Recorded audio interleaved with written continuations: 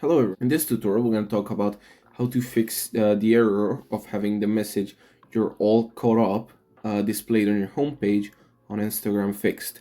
So what you're going to do is go in the bottom right onto your profile, then we're going to press the three lines at the very top, then you're going to go scroll down and find data and usage. There you go. And then we're gonna choose the data saver to be off. For me it is already off, but just make sure that is not turned on.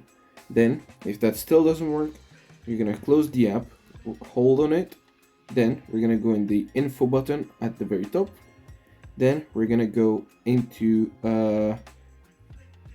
storage, and we're gonna clear the data and the cache. And then if it still doesn't work, then make sure you actually have the working internet connection. Anyways, that's pretty much it. Thanks for watching. Make sure you leave a like, share, and subscribe, and see you in the next one. Goodbye.